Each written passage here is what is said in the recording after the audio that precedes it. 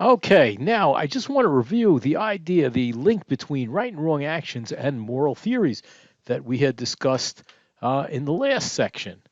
Remember, there were two kinds of theories. There were what we called relativist theories, that right and wrong was relative something, and there was ob, objectivist theories, that there's an objective standard for moral rightness or wrongness.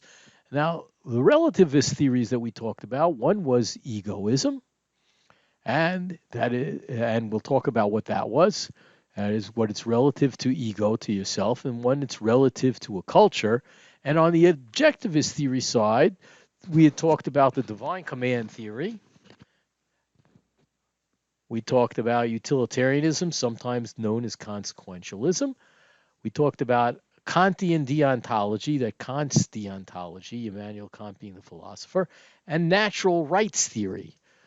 Okay, now just to review it on the relativist theory, egoism claimed that an action is right or wrong for a person if and only if it's in the person's interest.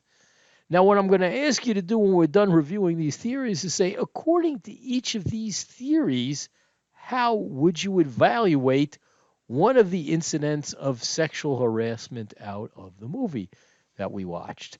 Okay, so I'm going to ask you, according to egoism, how would you evaluate what was going on? Forget about legally. According to egoism, what was the right thing to do? What was the wrong thing to do? And explain why you think it's right, why it meets that criterion.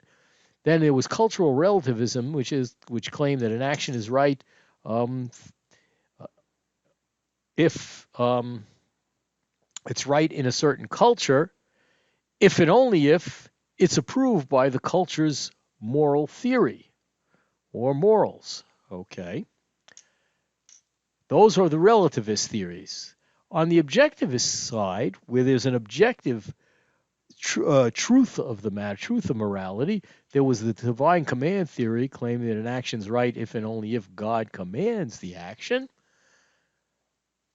Utilitarianism, consequentialism, which claims an action's right if and only if it has the best consequences for everybody, best consequences being in terms of pain or pleasure and pain for everyone. Oops, sorry. Kantian deontology, claim that an action is if and only if it claims that an action is right if and only if it would be all right if everybody acted in the same way for the same reasons based on the same kind of motivation. And finally, the natural rights theory, that's an action's right if and only if it conforms to the person's natural rights. That is, you're not violating anybody's natural rights. Now, what you want to do is think about, take an incident that looked like sexual harassment in the movie and to decide if it's right or wrong. I want you to spend a little while just thinking about this and thinking about how you would evaluate. That is, pick out an example of sexual harassment out of the movie. It could be the primary one in the movie. And I want you to look at all six of these theories and say, according to these theories, is the action wrong?